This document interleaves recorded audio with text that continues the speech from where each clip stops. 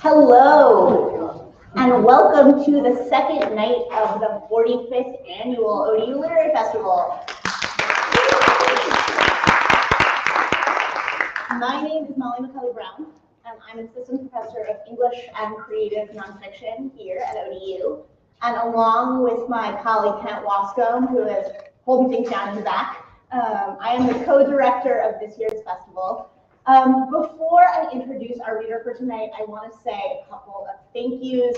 First of all, to Colin Strong and Sarah Glazer and Arts at ODU for all of the labor that they did to help us make this event and this festival possible.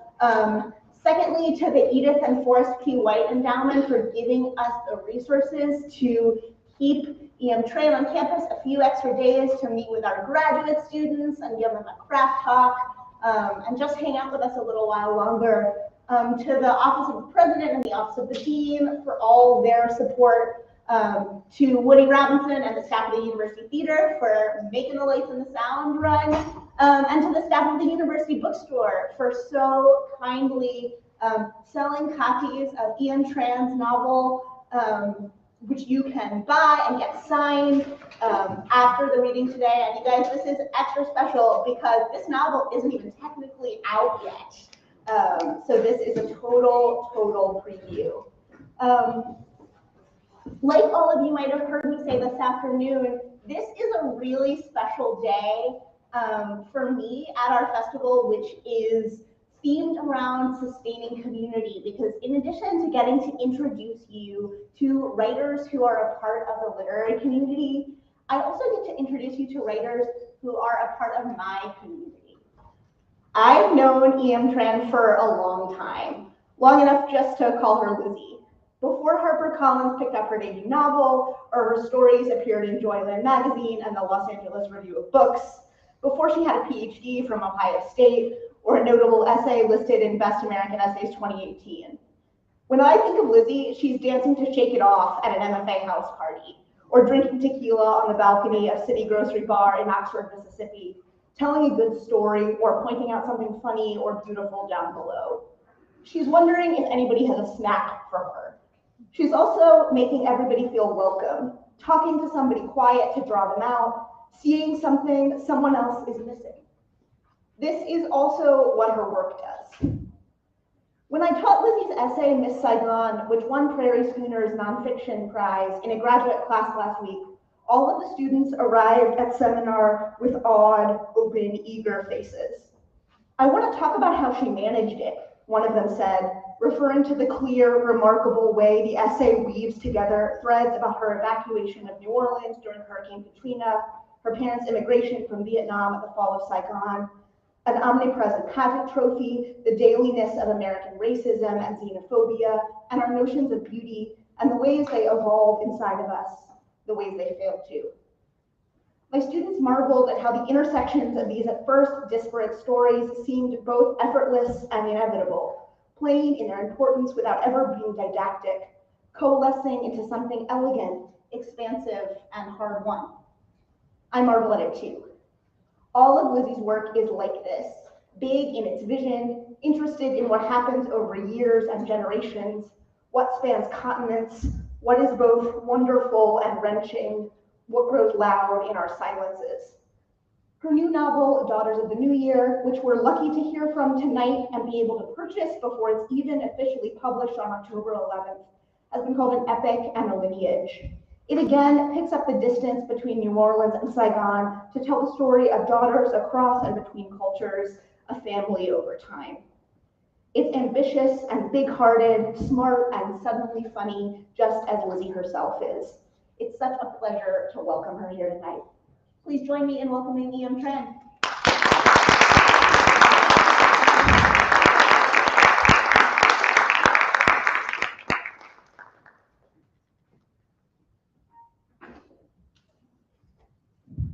Good evening. Hello. Hi. Hi. Thank you for having me. This is really remarkable. The literary community that is like really alive here in Norfolk, which I didn't even know was here until I was invited to come. So this is really exciting. And thank you to Molly for inviting me and having such nice things to say about me, and also exposing my past of asking for snacks all the time and drinking tequila, apparently, at the bar. I never did such things. I'm very professional. Don't believe her. But I do appreciate being here. It's very, I got here today and already have been welcomed so kindly into the community, and I just feel like such warmth here. So thank you. I'm going to read from my book, which coming out on Tuesday, so really exciting that y'all get to buy it tonight. But just to set y'all up a little bit, the first part of the book is from the perspective, it cycles through the perspectives, plural, of the mother, Swan, and her three daughters, Tran, Ni, and Tru. And so the chapter that I'm going to read from first is through Tru's perspective. She's the youngest daughter, and her older sister Ni is on a Bachelor-esque reality show. It's basically ripped off entirely of The Bachelor. It's a combination of The Bachelor and The Voice, because there's live voting. But anyway, those are details that are completely unnecessary in this moment. But Tru is thinking about her sister. She works at a gym right now, Tru does, and she is trying to watch the first episode of this Bachelor show that Ni is on, and so we join her in this moment. But yeah. The athletic club, aptly called the Athletic Club, was one of the oldest in America. It was housed in its original historic building, an imposing downtown structure with tall arched windows and elaborate crystal chandeliers, under which patrons would pound into oblong punching bags or stretch into downward dog. There was an indoor pool that the city elite had frequented for decades, and was still the venue for the mayor's annual spring azalea ball, in which local politicians and New Orleans socialites would wear pink and sip craft cocktails. 2 months before the Tech Festival, Tru was scheduled for the opening gym shift, which meant she was supposed to be there with a key-holding manager to open the door so that they could enter the gym together. Something about legal liability and witnesses. Tru hated the morning shift, which was before dawn, and she was always late. On this particular morning, Farah, the assistant manager, was in a bad mood. "I wonder if you'll ever show up to a single shift on time," she said without any greeting. Tru thought this was unfair, especially considering the fact that Tru requested she not be scheduled in the mornings. Farah regularly expected employees to stay late, assisting customers and cleaning, but had the gall to be upset when they shaved a few minutes off from the start of their shift. Farah was mercurial. She might start the day surly, but an hour later, tell Tru all about her online dating adventures unprompted, as if they were the best of friends. She talked incessantly. Tru once conducted an experiment during a shift where she refrained from saying a single thing during Farah's rambles, and it became clear that Farah did not need or even notice Tru's silence. By the time she was done Windexing the mirrors, if not sooner, Farah would always come out to her trapped audience of one. That morning, she had a small red gym bag on her shoulder, which Tru suddenly noticed was shuddering. "Farah, your bag," she said. Glancing down at the trembling pouch, Farah's haughtiness melted away. She gave her a conspiratorial smile and shushed True, putting a finger to magenta lips. True imagined that Farah was the only gym manager who wore lipstick to work every day. "Come with me," she said, lateness seemingly forgiven. In the staff room, Farah scooped a mewing gray kitten from the depths of layered blankets in her gym bag. It squirmed in her hands, black eyes shining above a tiny pink nose. "Oh my God, how old is it?" True asked. "Less than 2 weeks, maybe? I don't know. I looked her up online and guessed her age. She's so small and can barely walk, but her eyes are open. And sometimes when I put her on the ground, she stumbles around and explores." "Don't you need to, feed it special food?" Farah took pre-portioned bottles of milk from the side pocket of the duffel. "Already on it. That's why I had to bring her to work." True was almost entirely sure their manager, Doug, would not be okay with this arrangement. Doug was very invested in maintaining the athletic club's atmosphere, which evoked the peculiar combination of a modern, sanitized spa that was also kept inside a crumbling historic Victorian building. This likely was not the ideal setting for a newborn kitten being fed hourly from a duffel bag. The kitten was suckling from the nipple as Farah held the upturned bottle and cooed at the tiny creature nestled against her abdomen. I'm gonna go vacuum the weight area," said True. "Do you mind if I turn the TVs on and play last night's episode of Eligible Bachelor?" "You shouldn't watch trash television," Farah said absently. "It's the first episode and my sister is in it." "Wow, really? Who's your sister? Maybe I voted for her last night. I just downloaded the app." True pulled up the app on her phone while rolling the org vacuum to the second floor. She wanted to try to vote for Neen, but she couldn't connect to the gym Wi-Fi and gave up. Because the episodes were filmed live each week, the audience had to submit votes by midnight before each one aired, making her attempt useless anyway. The weight area was upstairs, the entire floor like a wide upper balcony around the perimeter of the gym, so that one could overlook the railing and see into the glistening pool below. Now, the water was glass-like and blue, the chlorine undisturbed by the musky sweat of gym patrons. The pool was bordered on all sides by delicate, multicolored tiles that were original to the building. True imagined a Turkish bathhouse might look like this. She had never traveled outside of the US, though, despite having nursed a long-held desire to leave on the cheapest flights she could find without telling anyone. She harbored a lot of fantasies like this that she had yet to realize. She withdrew the weight area TV remote from her pocket and pressed the power button. Every TV on the floor flickered on. True selected episode 1 of Eligible Bachelor, which she had scheduled to record during her last closing shift, and began vacuuming as a dozen televisions played the same episode, mouths moving in unison to a chorus of echoes. Barry Michaels, the Eligible Bachelor executive producer and host, stood in front of a glowing Mediterranean-style villa.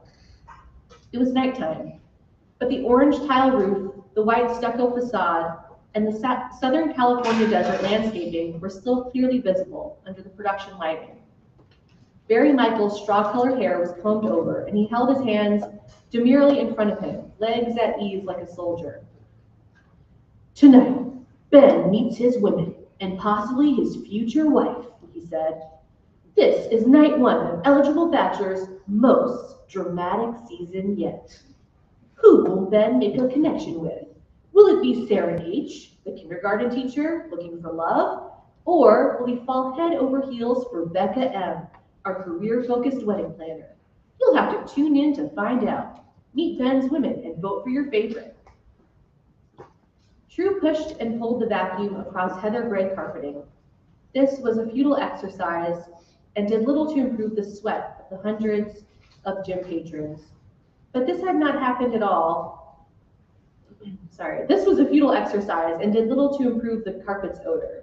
They needed to steam clean it in order to absorb the sweat of the hundreds of gym patrons, but this had not happened at all since the carpet's installation. So she vacuumed every morning shift without complaint, knowing any suggestion she made would be ignored. Ben now stood in front of the Los Angeles mansion. He was a handsome, brown-haired man whose storyline included an absent business magnate father, an uneventful pro baseball career, and a well-publicized failed engagement to a YouTube star. A limousine pulled up to the mansion packed with the other women, each of whom stepped out one by one to greet Ben. Some tried to be memorable, delivering jokes or one-liners to entice him. Others diverged from the limo arrival by galloping in on a horse or pulling up in a sports car. One woman was delivered in a box that said emotionally fragile and that Ben had to open to meet her. True liked to catalog what kind of women were on the show. She imagined what went into casting decisions. Ben's stated physical preferences, possible standouts and crowd favorites, ready-made villains. Most of the women were at least a foot shorter than Ben and expensive-looking shades of blonde. Did they make him fill out a questionnaire about his type? Did they interview him? Did they not consult him at all and instead trawl through his personal history and social media, making decisions based on their own inferences of his type? She was willing to bet Ben had no part in casting. Otherwise, how did her black-haired, brown-eyed older sister get on the show? Hi, I'm Monica, a woman wearing a gold sequined gown. Her thigh flashed through a high split as she walked down the winding path to Ben. Her smile was large and toothy. She held a small statuette of a squirrel. Nice to meet you, Monica. You look gorgeous, Ben said. She handed him the squirrel statuette. One thing you'll learn about me is that I'm a taxidermist. I made you this little guy so you can remember me, Monica said. The squirrel was wearing a small wreath of wildflowers around its neck. At the bottom of the screen was a ribbon with her name and age, Monica, 24, and her occupation, taxidermist. As she sashayed to the house, Ben said in a low voice, "Okay, a taxidermist. What is that exactly?" He had met at least 15 women so far. Some of the introductions quickly got glossed over. A few women had much more screen time, side interviews and reels of them packing at their homes before leaving to be on the show. As True vacuumed near the balcony railing, she peered into the gleaming pool below, a tile mural with the athletic club monogram caved into the concrete bottom, rippled under the water surface. A woman on screen screeched to a halt in a faded red antique Ford truck. Ben let out a whoop. "Yeehaw!" she said, swinging open the truck door. Ben lent her his hand to help her down. She had on a white cowboy hat and red cowboy boots with her floor-length metallic blue dress. She looked like a sparkling American flag. "I need to know your name," Ben said, almost greedily. "I'm Mary Catherine, and I'm from Clarksdale, home of the blues." She had wavy blonde hair down to the small of her back and wide, sparkling eyes with long, spidery lashes that seemed to take up half her face. "You ever heard of Robert Johnson?" she said. True wondered if Robert Johnson could ever have imagined his name floating out of the mouth of this pale Mississippi pageant queen, or if Mary Catherine had ever actually listened to any of Robert Johnson's music. "Who's Robert Johnson?" Ben said. "I guess you'll have to find me later so we can talk about it." True attached the small brush to the extending hose for precision vacuuming. She began cleaning between the railing spindles and stared again at the pool waters below. Light from the small skylight windows near the ceiling was beginning to stream in as the morning wore on. The surface of the pool gleamed bright so that she could no longer see the tiles at the bottom. The kitten stumbled into her view, sniffing curiously in the wet corners of the pool room downstairs. Its fur was striped gray and the texture of an Angora sweater. True had always wanted a cat. When she was 10, she once begged her mother to buy Everything You Need to Know About Cats from a bargain booklet. The hardcover was thin and had the glossy feel of a textbook. Swan conceded the purchase, which True took up to her room, determined to read. The back of the book had a glossary of breeds, and True lingered here the longest because there were lots of color photos. Her favorite was the Siamese because its name looked Asian, because seeing those words, however Thai they were, gave her a thrill, as if it were she herself featured in the book. "I promised to take care of it," True had said to her mother, pointing to the images in the book glossary. "A wild animal should not run around the house with us. It's small, you wouldn't even know it was there. An uncontained pet will poo and pee inside. They are animal, not people." This to Swan was her central fear. A pet that lived inside of them would leave them unlucky turds in places they wouldn't find in time. But to True, the primary appeal of a pet was the idea that an animal could roam the house just as they did, be their friend and equal, be a comfort and a companion, despite that they didn't speak the same language, weren't human. This made True ache. She wanted a pet so badly. We can teach the cat to use the bathroom in a box. Okay, we get a cat, Swan told her daughter. When can we go? True was shaking with excitement. In 3 months we go, said Swan, thinking she would forget. True was horrible at keeping track of time. She was slow and distracted and dreamy. But she stole the small desk calendar her older sister Tran had received for Christmas and counted out exactly 3 months into the future. She wrote the date down in her journal and tallied each day that went by.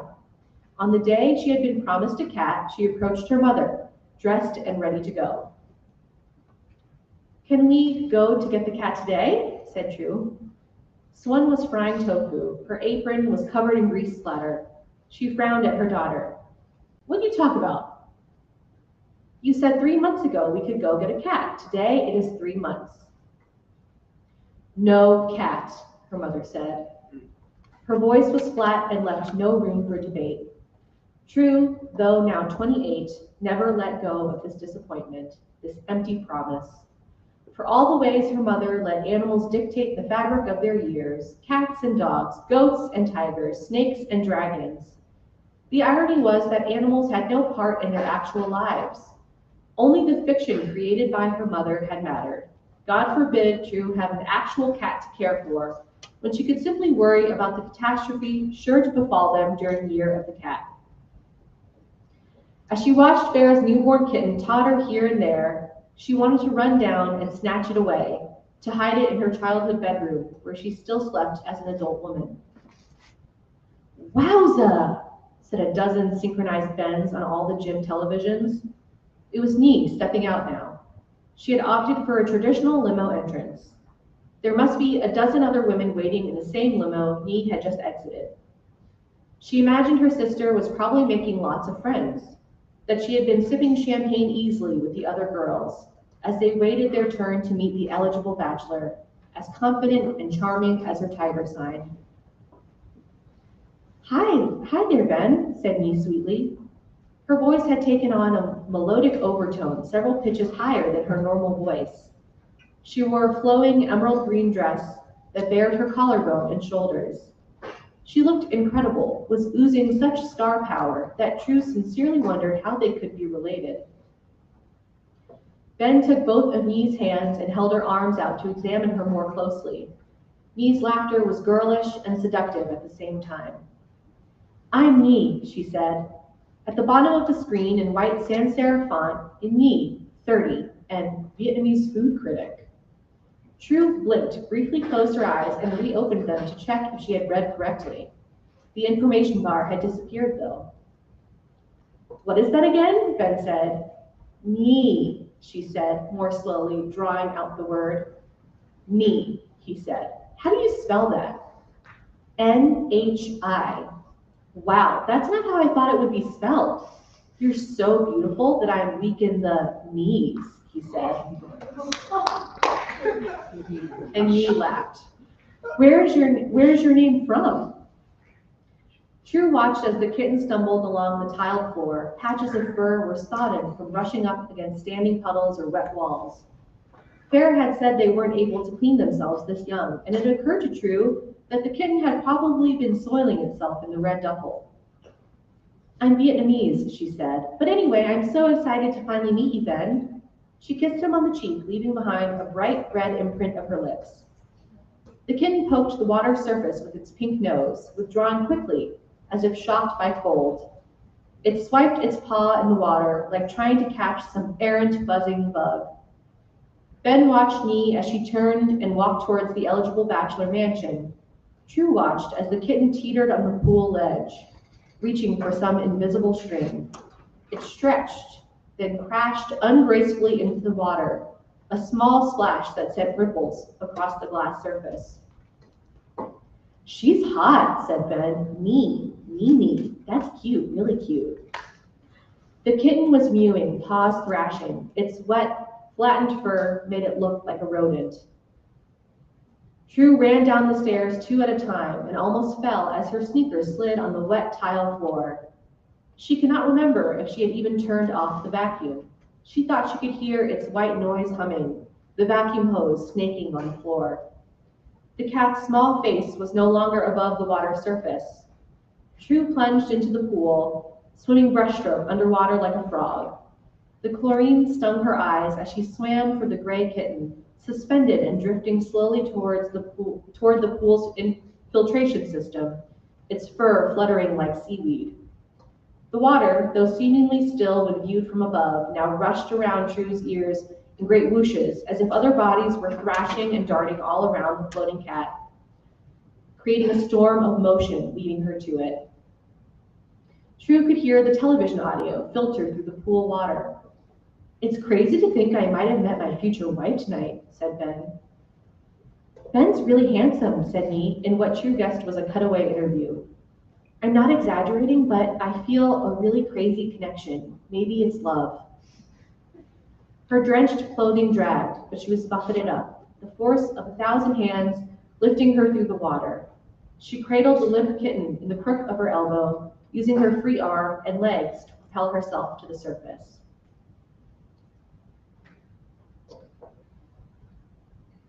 So that was True. She's going through a little bit of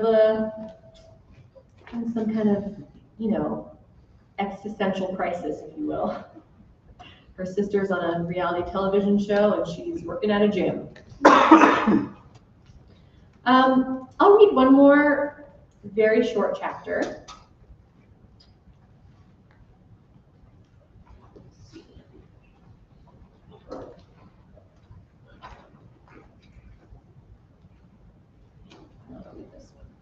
Okay, this is from the latter part of the book, from the second half. And so the book moves backwards in time, and eventually we leave me and Chu and Swan and Track, and we go to Vietnam, and we meet the ancestors, and you get to see the Vietnam War and French colonialism and all kinds of things. So we are in Tien's chapter, and this is quite far in the book actually, but it's a very short chapter, so it might be fun to read. Tien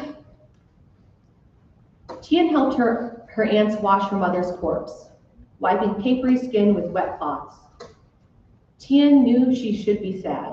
She was sad, but she did not associate anything about her mother with this cold, stiff body. It was like dabbing down a terrifying and lifelike size doll. Perhaps she was in shock. Or perhaps she had been preparing for this event for the last year, her mother having left them ages ago, her personality drastically different from the woman she had known. The house reeked of incense and rotten flesh already. They dressed her in funeral clothes. They wrapped her stinking corpse in white cloth and laid her on a grass mat made of tea leaves. In her mouth, coins. Between her teeth, chopsticks. They stooped over her, their prayers a hum in the air mingling with smoke and fumes. She was nestled into the plain wooden coffin, the grass mat hugging her, enveloping her like she'd been there for years. Under her coffin, a lamp kept her spirit warm. It was important to put her in the main room of the house, which in her case also served as the storefront for their herbal medicine shop. They had pushed all the shelves, old glass bottles, clinking against each other, housing dried plants or ground seeds or oil mixtures, against the wall and placed her in the center. Her feet faced the door. Tien hoped her mother was ready to leave home for the afterlife. Where was it that she would go? She couldn't imagine leaving home, leaving Saigon, leaving Vietnam. It seemed the same as leaving the world. Tien's entire life only knew home as a place at war. War with the French, war with the Japanese, war with themselves. But still, she could never think about being anywhere else. She supposed that was why they'd been fighting for so long. No one wanted to leave, and new people kept arriving. Where was her mother now, she wondered. It seemed likely that she too would never leave Vietnam, that she would wander its bustling streets and market stalls for eternity, float among the neatly planted rows of rubber trees on her plantation. The street up to their home was lined with white flags, and visitors began to appear at their door bearing white flowers and money. The altar was grand, full of oranges and lilies. A photograph of her mother standing among those rubber trees in her favorite ao stood in the center of the altar. Neighbors and friends approached, billowing incense between their palms as they bowed to her photo. Quinn's body remained in the house for 5 days. Each day, people came to say their last respects. It was hot, the middle of July. Burning incense, heat, and the decaying corpse of her mother made their home a difficult place to be. She found the week hard to recall, the atmosphere of the house itself creating a strange distortion to her memory. In fact, she was having a hard time remembering the face and person of her mother. Every time she tried, she could only see the wooden and lifeless corpse that had been displayed in the main room of their home the past week. Even in the photo on the altar, her face looked blurry, like the camera was shaking. Had it always been like that? Or now that her mother had died, evidence of her life was slowly being erased as time went on? Every day of the week, she stood at the open coffin and stared down at her mother's body. It looked like a stranger. Tran rummaged through boxes that stored dozens of family photographs. Some of the photos were very old, special portraits of elders, most of them already deceased, and probably the only photos ever taken of them. Even if their rubber plantation burned to the ground, their grand home bombed to rubble, her mother had always said these boxes of photos were proof of their wealth. Not many could afford photographs now, and especially not then. Poor people disappeared once they died, their bodies the only thing that had tethered them to living memory. But the Tran women had a record of their existence, proof that they had lived on this earth. And in their obsession with record keeping, they had passed their names to their daughters, would continue to do so, insisting they preserve the matrilineal line. Women kept their names even when they married, and fathers rarely cared about their daughters as long as their sons could carry on the male line. Whatever else they may have sacrificed in marriage, dignity, autonomy, freedom, they insisted upon preserving their name. Tran shuffled the photos one after the other, scanning each one for her mother's face, but she saw again and again a blurred blotch where she should have been. Other photographs in which she had been sure her mother was present bore no trace of her. She went through the boxes, searching the stacks of photos once, twice, 3 times, each time more frantic than the last, before dropping the photos unarranged in their boxes and shoving them away, frustrated. Quinn was the kind of mother who was generous, the kind of mother who did not expect a return for her generosity. But she was also stubborn and emotional, a bad combination, especially when mixed with Tian's own inflexibility, her impatience with the feelings of others. In a lot of ways, they were the exact same person, popular, honest, compassionate, people who loved plans and tidy spaces, who hated compromising on their ideas. Her mother endearingly called her Daekon, kid, like baby goat, because she herself was also Year of the Goat. Quinn never said it, but Tran knew she was her favorite simply for this fact. But those things that made them the same were also the things that caused strife in their relationship. Quinn said it was because she was born in the element of fire and Tran in metal. Fire heats up metal and makes it angry, she'd said. This certainly felt true at times.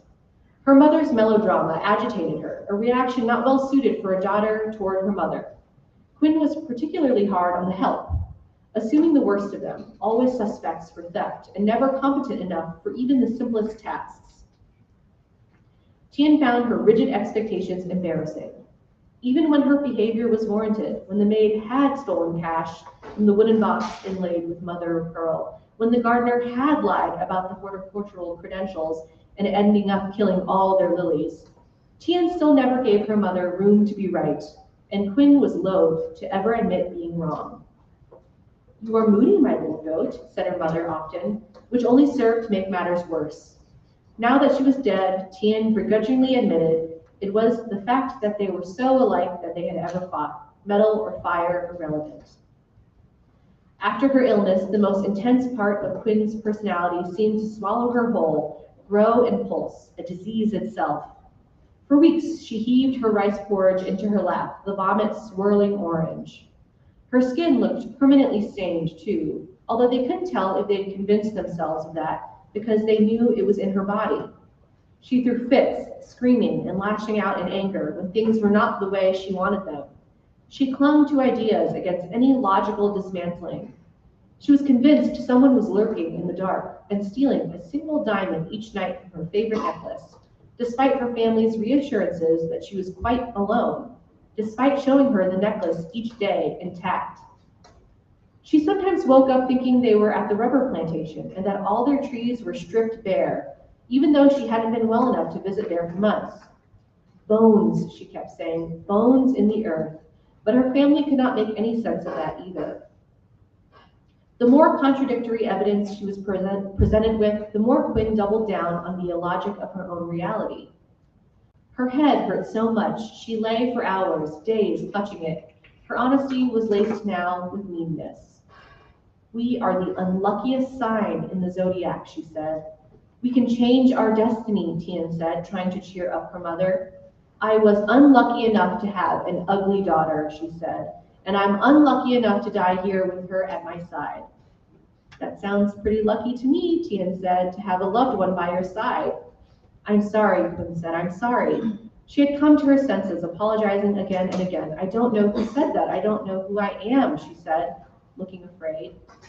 Often she would speak for extended periods about the fire. Do you feel it, she might say. Or other times she chose to scream, her body convulsing in some unseen burst of flames. The fire, the fire. Tran would take her mother's hand and drape it over her shoulder, helping her walk. Maids had drawn a bath for her, just warm enough to comfort her inactive body.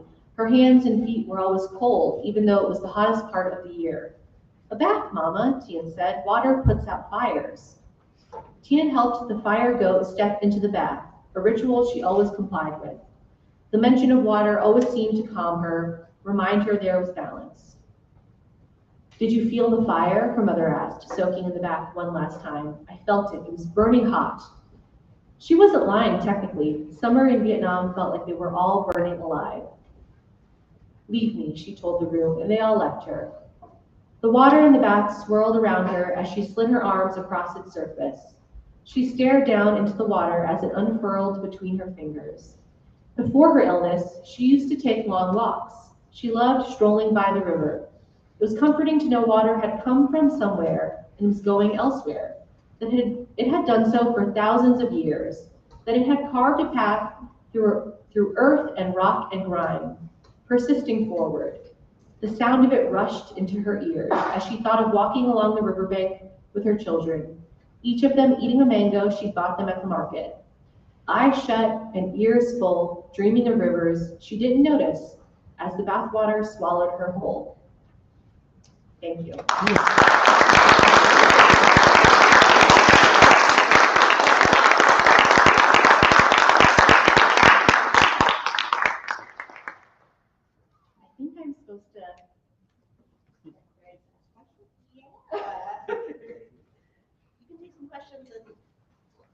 And Lizzie, I'm gonna repeat our audience questions into the air so that the folks streaming can hear them and then can answer.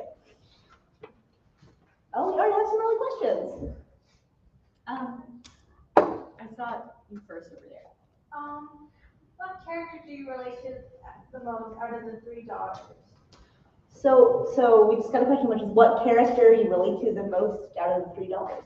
That's a really interesting question because actually, so my family also has, of course, a mother, we all moms, and I have two older sisters and I'm the youngest.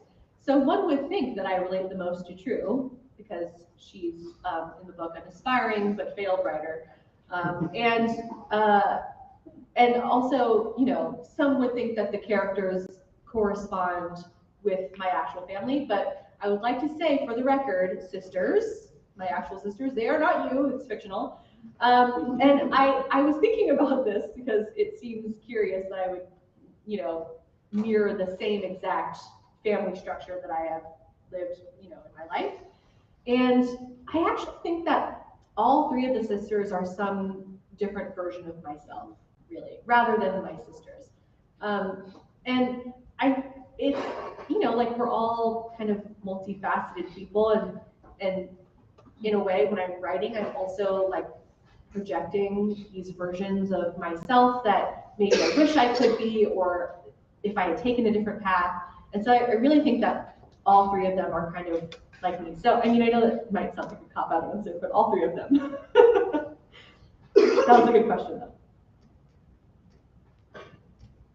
Go ahead. I was one of the students that had the pleasure of reading Miss Saigon, so I have a two-part question for you. One, does your mom and or family read your work? And the second part is, where do you draw the line, if you do draw the line, between where your story ends or maybe their story begins, and how you decide what you feel comfortable putting on the page? Yeah, so that was a two-part question about whether your family, your mother in particular, maybe reads your work, and then sort of where you draw the line when you're writing about your own life, which necessarily intersects with other people's lives, right? About what is yours to put on the page.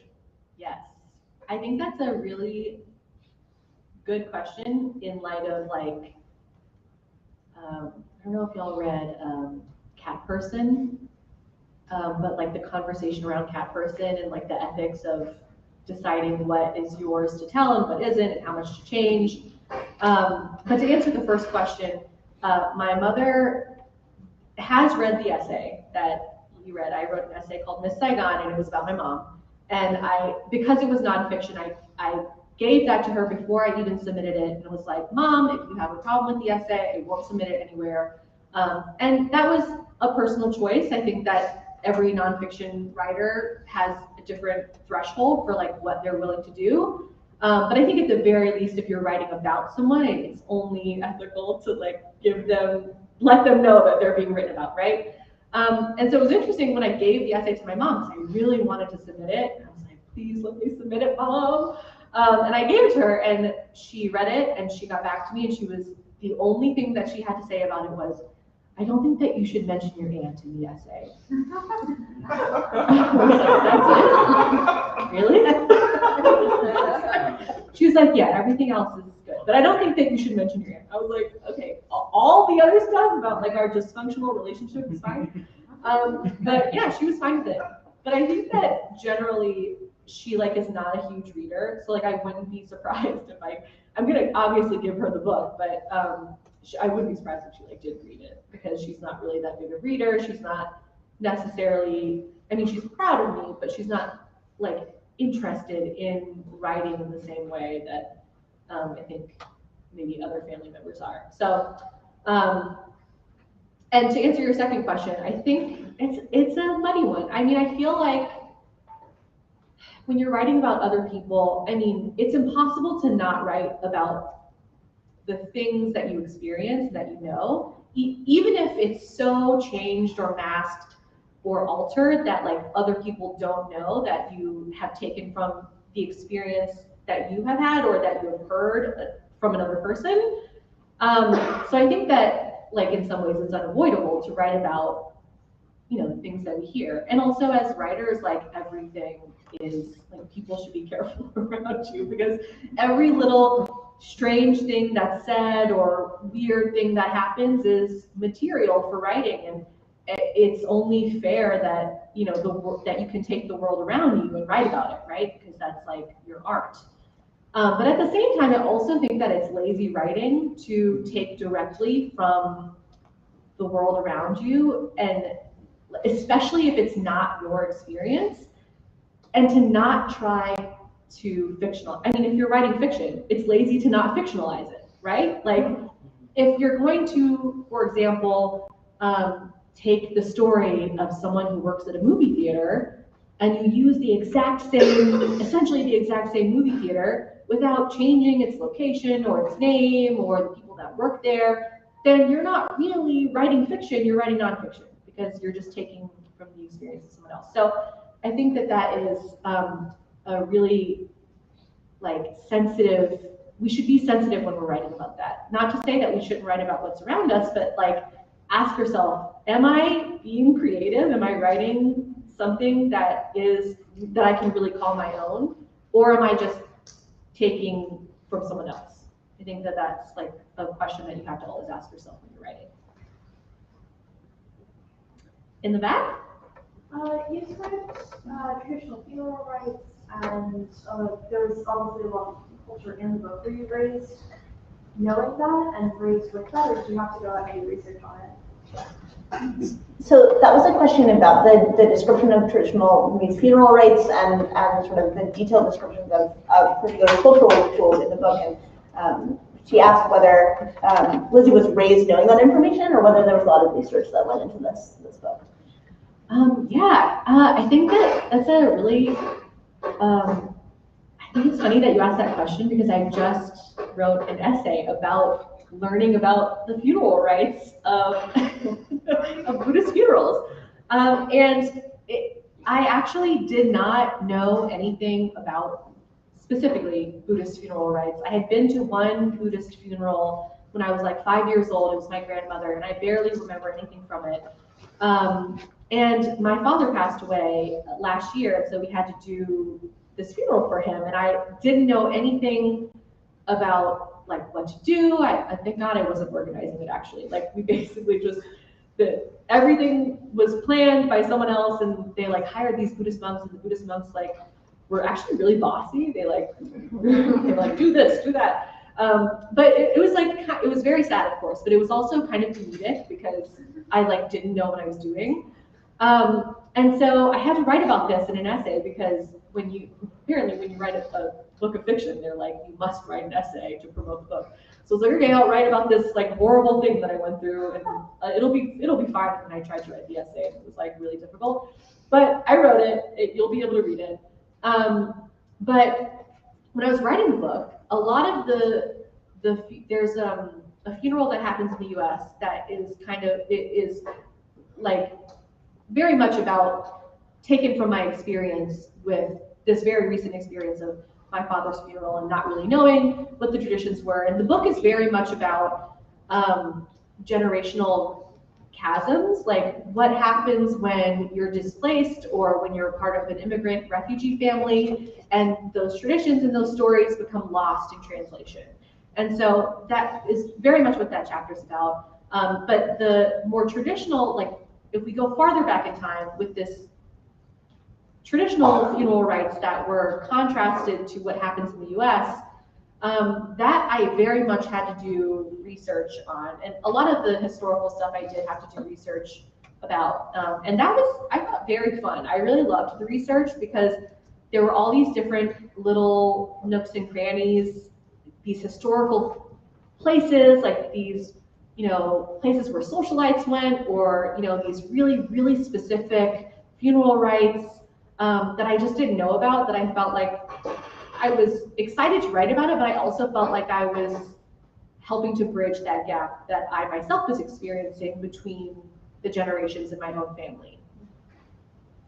You just made Ken stay because he realized there was another writer he can talk to about the pleasures and perils of historical fiction. Amazing. Yes, over here. You mentioned earlier that you got your mother, that you showed the essay to your mom before you published it. Is there any writing that you would or have done, is there a story that you write that could potentially bring an actual conflict to your family, and would you still write it despite that conflict? Oh, wow. So that was a big question. So I'm gonna rephrase it for our streaming audience. So she just asked. You mentioned Lizzie talking about showing her this essay, Miss Saigon, to her mother, and she asked whether she could think of a story that she would write that would be likely to produce real conflict in her family, and more importantly, if she would write it anyway. Wow, really putting me to the irons. So the answer is absolutely yes. There are stories that I could write that would make people very upset. I think actually, like, I mean, there's so many. I'm sure we all have those stories, right? Like, depending on how sensitive each of our family members are. I definitely have stories that are that I personally think are interesting, especially now that I'm an adult and I look back on it and I'm like, wow, that was really weird. There are definitely things that would make my family uncomfortable or upset. And I think that I would write about it in just to experience the act of writing it. But I think as far as publishing it, that's like a case-by-case basis in which I would have to like deeply examine why I would want to publish something like that. And you know, I think a lot of my hesitation comes from like my own like conflict averse, like I don't want to fight with my family. So that is also part of it. But I think that for a lot of, I mean, every writer is different, right? Like some writers are like, yeah, I'll publish that. And my family shouldn't have misbehaved so badly if they didn't want me to publish it. Which is fine. I totally like respect that. But I think that the family dynamics have not developed so much in my own family that I would, you know, just be willing to throw them to the dogs like that. You have a second part of your question? Well, I just wanted to say you actually just helped me resolve something. Because I did write some things in my MFA thesis that's actually on this campus. And I'm going to revisit it, but peacefully. I'm going to leave those poems out. Amazing. My revisitation. I'm glad I could help you. You did. Question? In the very back over there. Yeah. What happened to the cat? What happened to the cat, he wants to know. Don't buy the book. I'm buying the book. Don't. Well, okay. I'm being told not to say anything about the cat. So. I think what this means is that if you would like to know, you may come and ask Lizzie quietly after the reading. And perhaps she will tell you what happened to the cat. No animals were harmed in the making of this book. Okay. Yes. I'm curious about the process for writing from different perspectives, and at one point that decision entered into the writing process. If you had set out being like, I want to go through these perspectives, or in writing into the world, you decided it was necessary. Yeah, so Sarah asked a question about the experience of writing from a multiplicity of perspectives and whether that was an idea or a technique that you started out on that you wanted to do, or whether you began telling this story and realized, I have to do this from several point of views. Yeah, no, I think that perspective when you're beginning to write is actually like one of the most difficult things because it drastically changes the story that you're telling, right? Like depending on what perspective you pick, completely changes what happens, what, you know, what people feel, the truth of whatever event is being circled around. And so I actually knew from the beginning that I wanted to cycle through different perspectives. And I actually realized exactly the moment that I knew was when I read How the Garcia Girls Lost Their Accents by Julia Alvarez. And I was reading it many years ago, like maybe 5 years ago. And I read it and it's like everything clicked into place because of the way that she cycled through the perspectives, the backwards narrative. And I just, when I read it, I was like, wow, I've never read a book like this. I love the avenues that this structure opens up to me. It feels like it's exactly suited to what I want to do. My underlying motivation in the book is like revealing like past family history. I don't want to constantly have to go back and forth with flashback. And it also seems like the important thing in the book was not necessarily what happens to the characters. I feel like we always focus on what happens. Well, what happened? What happened to the cat, right? But I think actually what's more important is the uncovering of what has happened already. And so when I read that, I thought, okay, it has to move backwards and it has to be multiple perspectives, because what we're examining here is different realities and different truths around kind of the absence or the void, the blank space in their family, right? The kids don't know what happened really because of this generational gap. And so I wanted to circle around that kind of blank space. So I always do. Yes. Right. Second. Sorry. right behind her. Thank you for reading. I noticed in both of the sections, they ended with somebody like drowning. And there's a lot of like water imagery throughout it, I guess. And maybe this is like only in these two sections that you have chosen to read.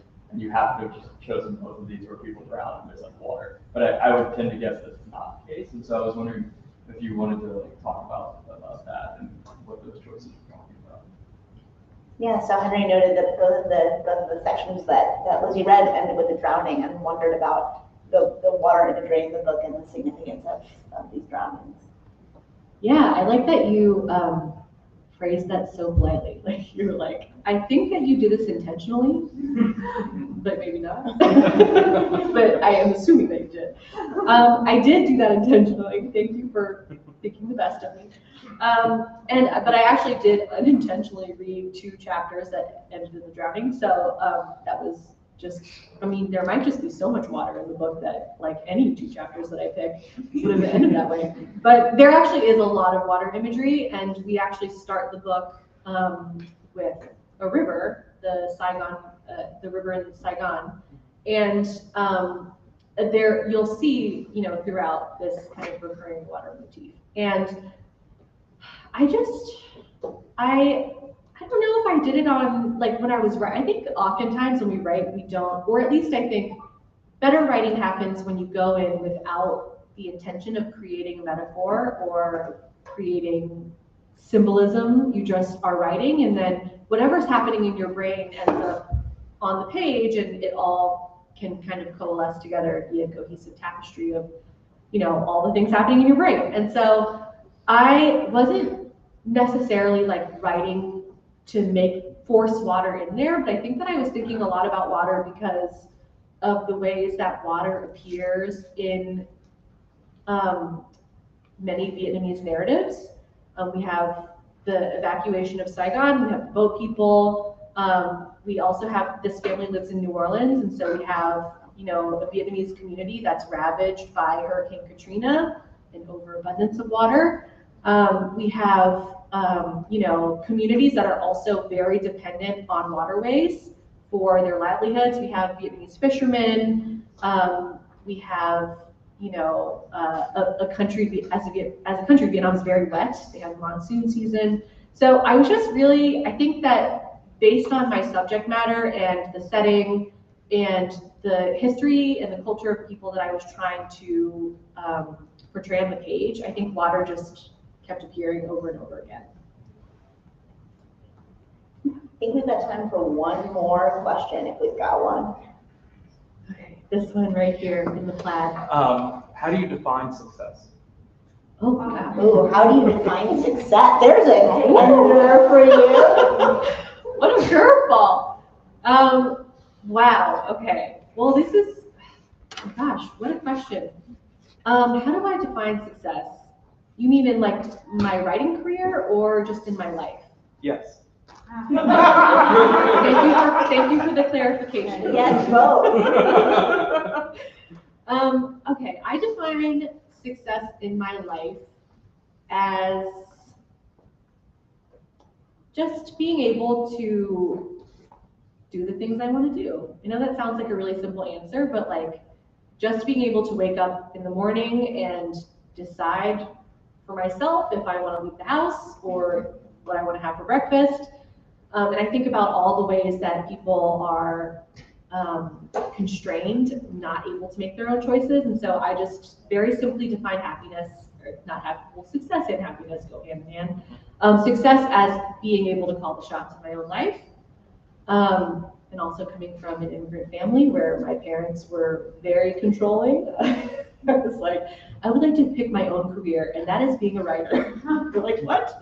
And it's defining success in writing I would say, I actually had a meltdown about this the other day, like a month ago. Not to be, I know that we're streaming right now, so world, I had a meltdown.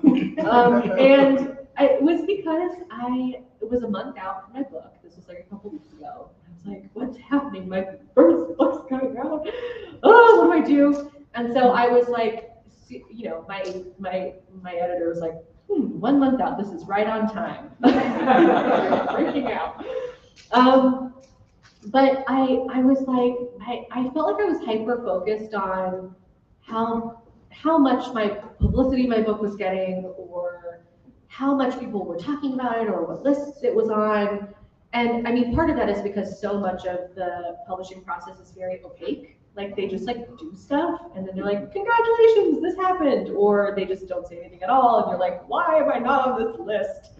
And for someone who is like high anxiety, that is a nightmare, because I just, go into myself and like, oh my God, 15 books that you should read for fall, and I'm not one of the 15 books for the, the Norfolk Times or whatever, like, you know what I mean? Like, it's like, and so I was getting really trapped in that, and my agent had a phone call with me, and he was like, listen, it's gonna be okay.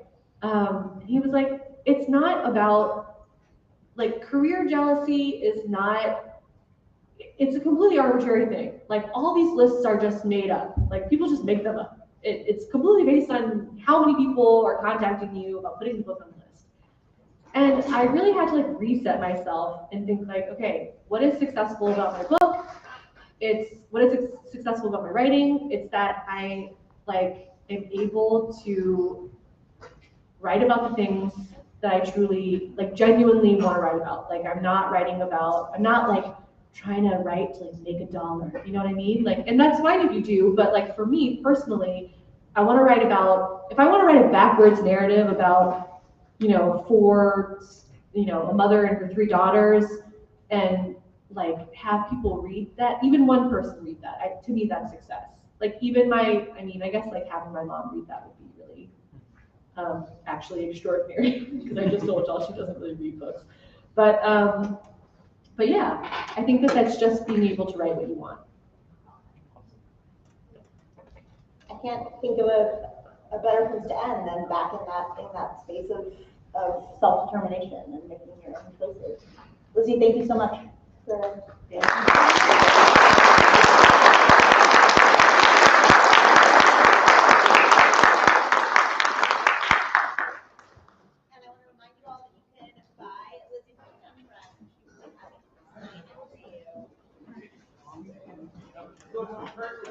Front 3 journals on the technical logo.